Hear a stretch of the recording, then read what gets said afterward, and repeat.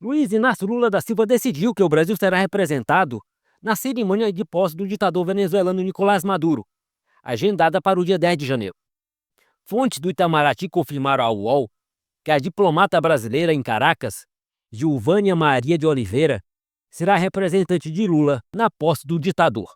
Nesta nova empreitada da democracia relativa, o governo Lula introduz uma abordagem inédita nas relações internacionais: o meio reconhecimento de um governo.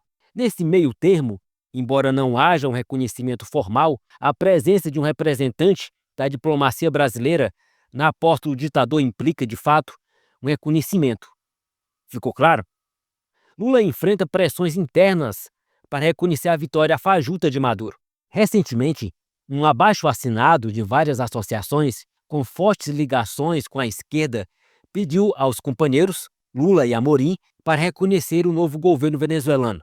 Como sabemos, companheiro é um termo enraizado no movimento sindical, similar a camaradas nos partidos comunistas. Os argumentos da carta são, portanto, meramente formais e não exigem refutação. A essência da questão é a luta contra a extrema-direita, invocando os companheiros Lula e Amorim para suas responsabilidades. O envio da embaixadora à posse representa uma tentativa desesperada de Lula de equilibrar-se entre seus deveres como companheiro e o dilema óbvio de reconhecer uma eleição roubada. Surge assim o conceito de meio reconhecimento. Entretanto, algo sugere que a astúcia poderá superar a esperteza. A presença da embaixadora não silenciará as vozes discordantes que almejam mais do que um gesto protocolar. Além disso, Maduro continuará a provocar o presidente brasileiro.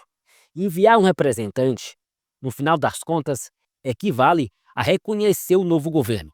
Não há espaço para meio reconhecimento, o que apenas reforça a ideia de que o compromisso de Lula com os processos democráticos é frágil.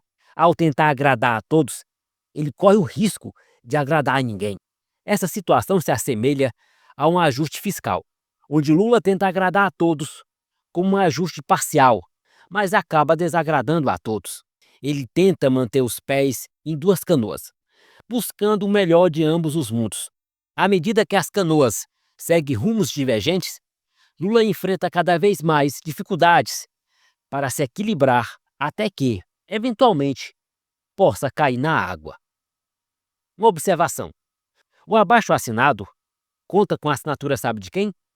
Da Associação Brasileira de Imprensa. Isso mesmo. Em seu site, a ABI destaca 3 princípios: democracia sempre, liberdade de imprensa e direitos humanos. O apoio a Maduro evidencia que as palavras, matéria-prima do jornalismo, podem assumir significados diversos. Para os jornalistas da ABI, que, ao apoiar a ditadura de Maduro, parecem estar passando pano para a situação, enquanto alguns setores da imprensa brasileira parecem estar fazendo vista grossa em relação à situação da ditadura na Venezuela, há veículos tradicionais que estão despertando de sua letargia ideológica. Um exemplo é o Estadão, que mais uma vez se posiciona de forma crítica em relação ao Supremo Tribunal Federal, em um momento em que a confiança popular no STF está em declínio.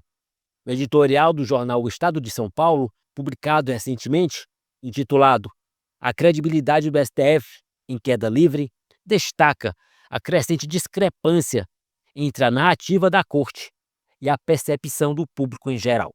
De acordo com uma pesquisa do Poder Data, divulgada em dezembro, a aprovação do desempenho do STF entre os brasileiros despencou de 31% para 12%, enquanto aqueles que consideraram a atuação da Corte como ruim ou péssima aumentaram de 31% para 43%.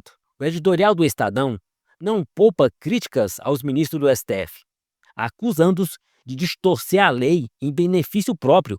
O texto destaca a discrepância entre os privilégios excessivos desfrutados pelos magistrados e a realidade dos cidadãos comuns, e sustentam um dos judiciários mais caros do planeta Terra. O jornal identifica potenciais razões para a perda de credibilidade do STF, em comparação com o restante do judiciário, apontando práticas como garantismo, punitivismo, lobby e conflitos de interesse.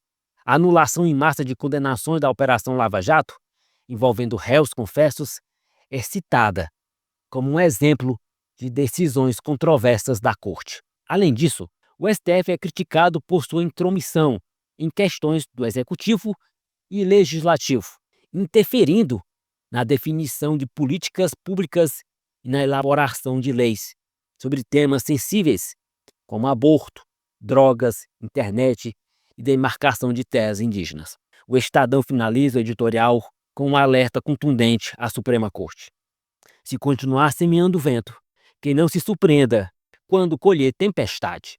Falando em colher tempestade, Arthur Lira, atual presidente da Câmara dos Deputados, é cotado para ser nomeado ministro no governo de Luiz Inácio Lula da Silva.